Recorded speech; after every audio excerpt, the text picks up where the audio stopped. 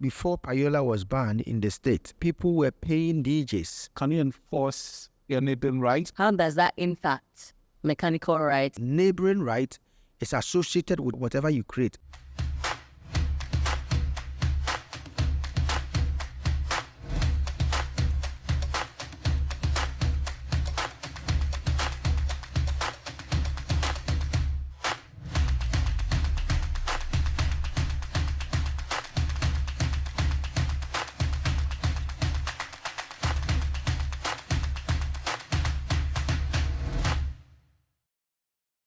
Hello. Welcome back to IP Zone with Bnoskka. I'm telling you, it's going to be a wonderful session. And this is a session we're going to discuss what is mechanical rights and neighboring rights. And before I continue, this is brought to you by Apprise Music. Apprise Music does distribution and publishing. And if you want to publish your music, if you want to distribute on digital platforms, the place to go is to visit Apprise Music. And today I have some wonderful guests in the house, and I want to introduce them. Let's start with the lady on my right. Hi guys, my name is Margaret Doe, but I prefer you all to call me Megs. I'm a recording artist and a social media influencer. All right, and then to my left. My name is Phillip Neewhang. I'm a content creator. All right, so these are Megs and Philip. Welcome to Bnoskka IP Zone. Right, so today, like I said earlier, we're discussing mechanical rights. And I'm just going to say what is mechanical rights, and in the form of trying to explain what constitutes mechanical right. So if it's about literary work, if it's about musical work, if it's about sound recording, video, sculpture, paintings and drawings, computer software programs, all these copyright eligible materials, there are machines that helps you to produce them, okay? And once you have been able to produce the first original version, how do you then reproduce again? That right to reproduce again is what we call mechanical right. Now, let's take, for example, if you make a music, you will need a microphone. Originally, you don't even need a microphone, but you can just create the music in your head, and then you can still sell it, right? And then you can do a performance about it. But if you want to go on a stage, you will need microphone, you will need mixers, you will need tape recorders, you will need all that. That would influence your music. And so therefore, if anybody has to also do the same thing, the person needs to have mechanical rights, which is the right of reproduction. And that right resides or is assigned to the author only, or the authors. Now, so therefore, sometimes somebody can ask, but why is it that if I buy a car and I get to the port, either the airport or the somebody will say water port, the harbor, they charge blank levy on it. Why do they charge blank levy? Yes, they charge blank levy because the microphone, the laptop, the CD, the pen drive, and all those cameras and the headphones and all those devices have the ability to reproduce somebody's work. Songs will be played on it. That's reproduction. That's performance. And now the reason is that if you wanted the song, you needed to invite the artist for the artist to perform for you to hear. And because the artist is not there, therefore that machine is also reproducing. That's why they charge blank levy on it to be given to the artist. So mechanical right literally means that rights of reproduction. And I want to read how the copyright law defines mechanical rights. So if you go to section 76 under interpretations, section 76 of the Copyright Act 2005 Act 690, it says that mechanical right means the right of the author to reproduce literary, dramatic, musical works in the form of sound recording and audiovisual works produced mechanically and includes electronic, acoustic, electric procedures, the rights of which are usually administered by the authors or societies and any other appropriate organization. So the right to be able to reproduce, to do all these things is what we mean by the mechanical right. And so therefore, if you don't have the mechanical right, you cannot pick anybody's material and reproduce it yourself. And so this is what we mean by mechanical right. Now let's look at neighboring right. And the neighboring is like neighbor, the word neighbor, so neighboring right. Under copyright, if you create any material, create any work, whether it's a picture, it's a video, it's an audio recording or musical work, or dance, which is choreographic, and then any form. Now, that work you have created, you have two basic rights. Your moral right, which is your name, and then the economic right. But that economic right, the first one you can think about is performance. You'll be invited to a wedding, you go and sing, you'll be invited to a national theater or any activity, and then you charge for it. But let's assume that you will not be there. Now you have it in audio, you have it in video, you have it in a picture, and somebody is also going to use your work in another form without you being there. And that right is associated with the economic right, and that's what we mean by neighboring. So let's assume that when your song is played on radio, it's a neighboring right. You are supposed to get money from it. If your song is played on TV, it's a neighboring right. It's part of your right as a copyright owner. The money must come to you. Money must come to you. Or your song is performed on an occasion where you are not there. Money must be paid to you. Okay? So all those put together, we call it neighboring rights because they are right associated with it, with your work.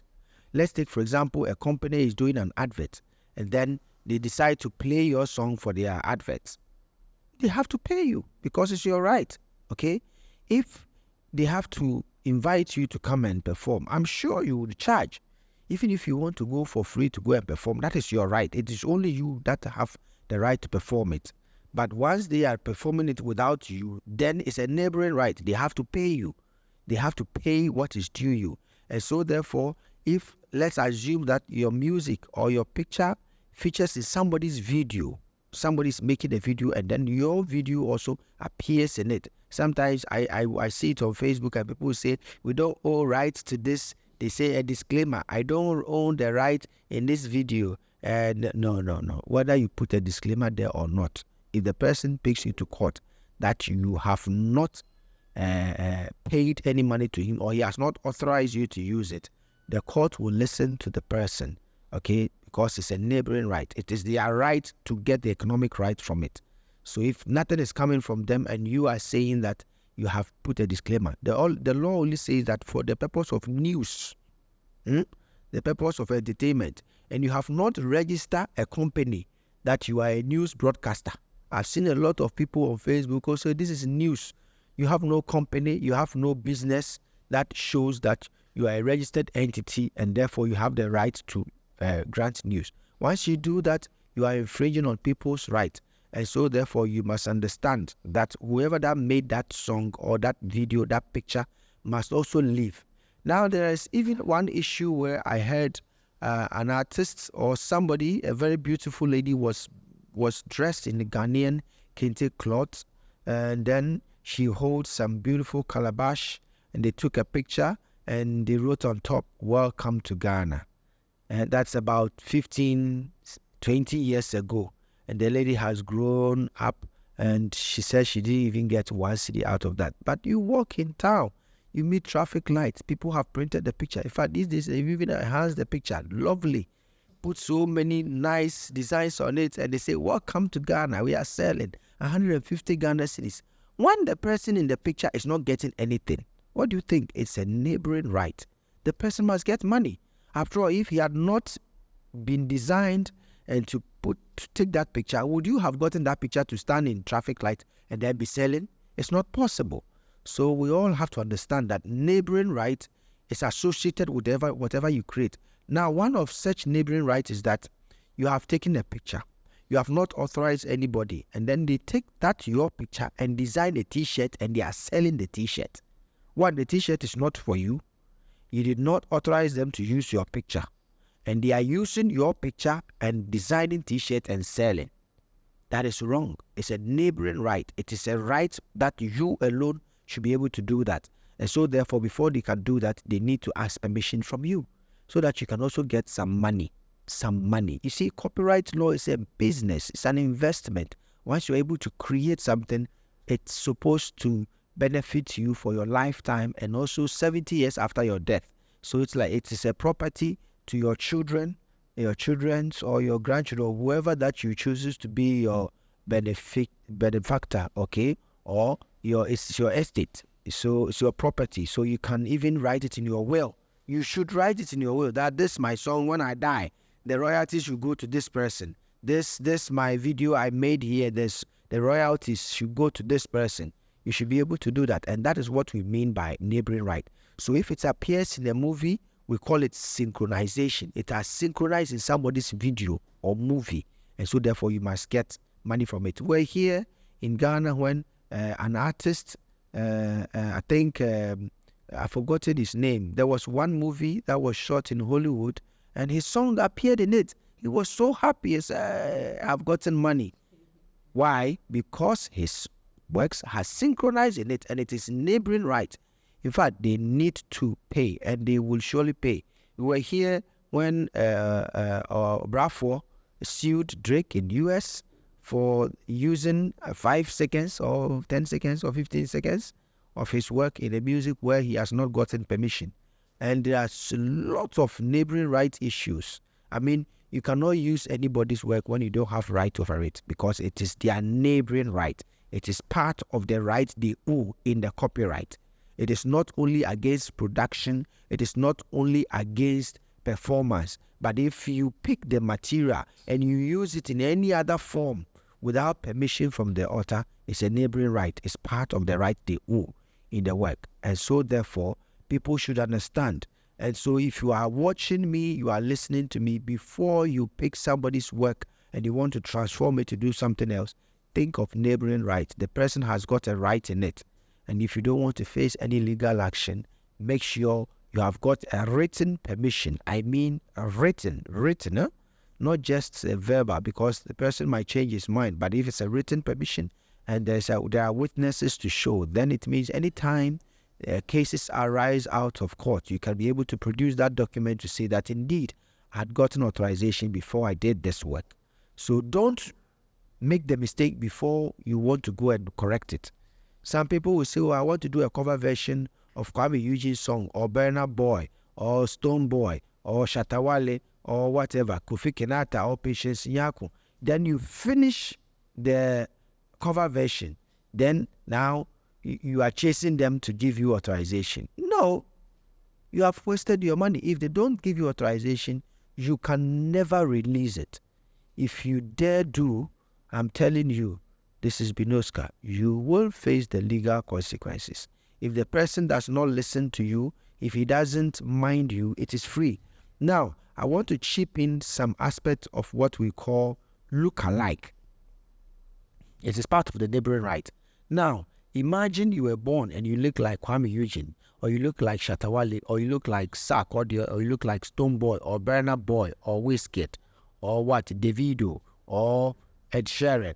You can look like anybody in the world, okay? That is okay.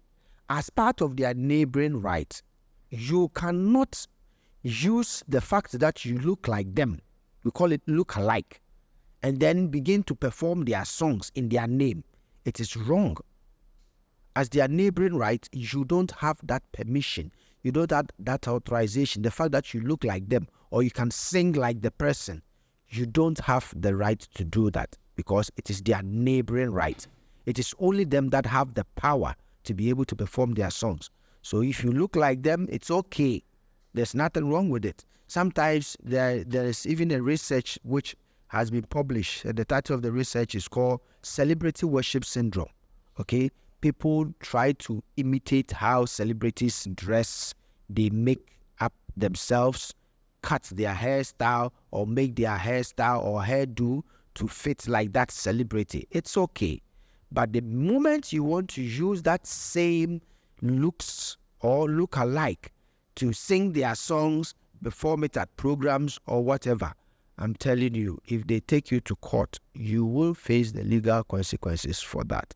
So we should try and avoid that, because it is their neighboring right. It is their right that is encumbrance in the protected works they have be able to create it. So this is Bnoskka IP Zone. Let me come to my guests in the studio to ask for their contributions, questions, and remarks. But if you are watching, try and subscribe, share this video, and let us know your comments. Please write your comments so that we can be able to understand your needs. And if there's something that you think we have not addressed, you can also write it, and we would surely listen and then get back to you. All right, so let me come back to the studio. Who will start first? This is episode number 18, right? Yeah, so we going. Oh. Let me hear ladies first or gentlemen first. Let me ask. I have two questions. Okay, do. In terms of neighboring rights, Yep. I understand, there are instances where in music, an artist, to take your music to a TV station, you pay them to play it. Let's say 2 months, so you pay for 2 months. And then the song becomes so good, and 3 months, now they start playing it by themselves without you paying it. Something like this, can you enforce your neighboring rights? Because the duration with which you paid for is sort of done, and now they are capitalizing on it. And also, the second question, at what point do you use strong legal action in sort of cooping royalties for a right? And at what point do you use an organization? Okay. All right. Thank you very much. The first question about promotion. By law, radio, television, or any station that performs your work, whether you have paid them or not, they are supposed to pay royalties. And so in the US, when the word payola came, they banned it way back in 1976. They banned payola. Payola simply means that pay your way out. Okay? By radio and television, they are supposed to produce content. And so when they think that your song is good and they have to play, they play. And the moment they play, they have to log and pay money to the collective management organization for the performing that work. Now, the law says that before payola was banned in the state, people were paying DJs to repeat their song so many times on radio. And music is such that the more you listen to is the more that gingers you, is the more that gets into you and you would want to listen again. So when that happens, then it means people are getting more advantaged. So DJs were getting money and the station owners of the radio stations were not making money. So they ban it officially in the United States and all over the world. If you are seen collecting money from an artist to play a song, you are in trouble. Because the more you play the song, is the more the station is going to pay money, royalties for the artist. So what they've tried to do is that they have come out with what we call a rate card. This rate card simply means that if we will play your song for 1 month, we will charge you $6,000 or 6,000 naira or 6,000 Ghana cedis. And they know that 6,000, if they play it 10 times, they are going to pay a percentage of that money to the collective management organization. So they've done all the calculations. So if you have contracted them and you've paid the money and after that they are playing your work, there is nothing you can do. If you want your work to be stopped to be played, then it means all you need to do is to go to court and say that this work, I've changed my mind. I don't want it to be played again. It should be withdrawn from all systems. But don't forget that it's a contract. So the Ghana Contract Act 993 also comes into play. So whatever agreement you have had with somebody before you made your change of mind does not affect it. So that contract must be executed.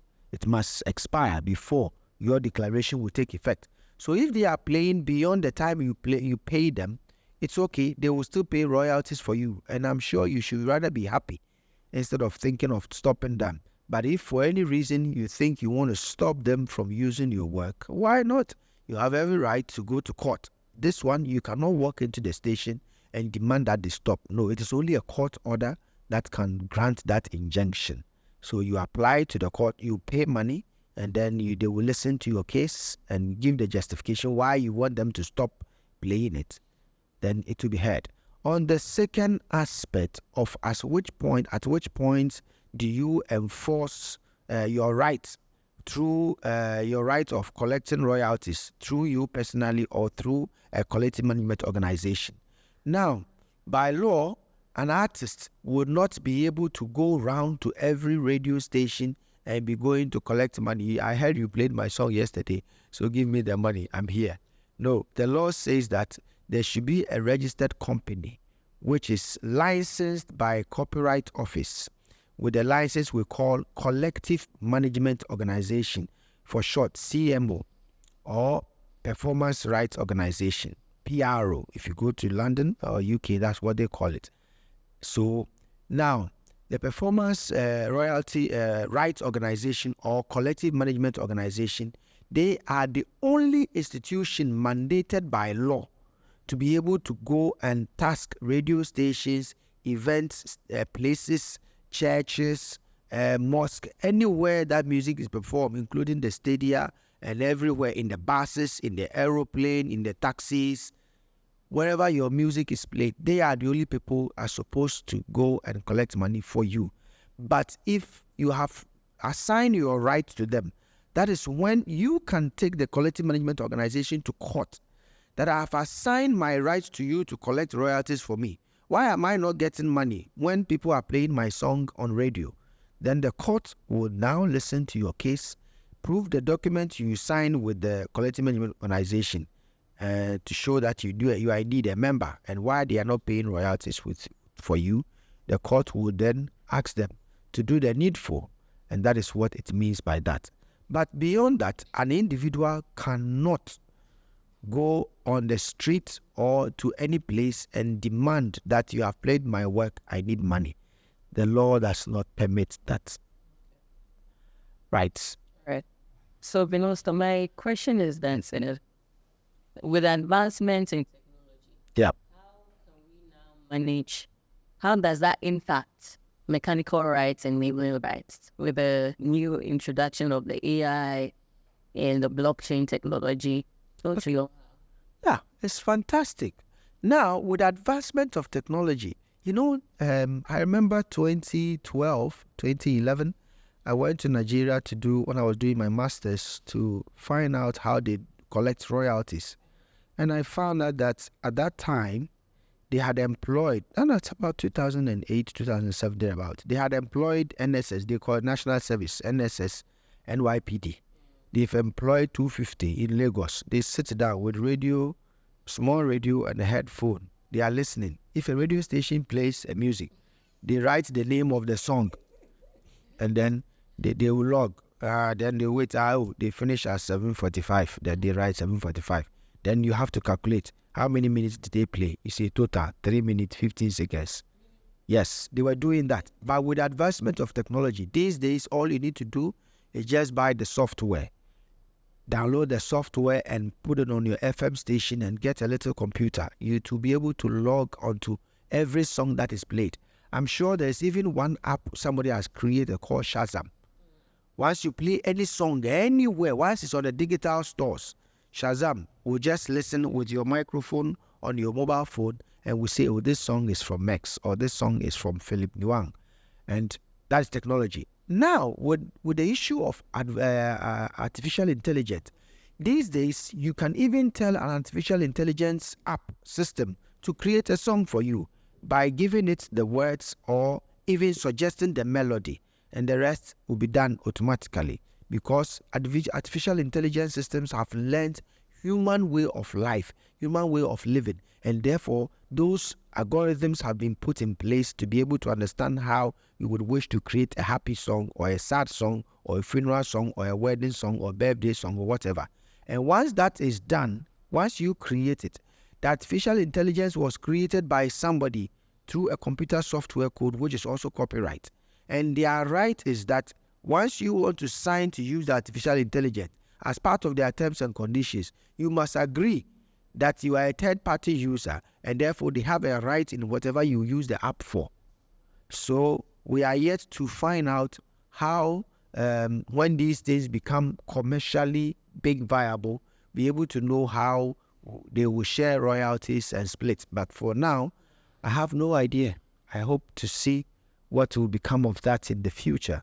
And the issue of blockchain is also now trying to revolutionize, even these days, how royalties are paid. Sometimes you know that you go on a system, a bank transfer, they will take some charges.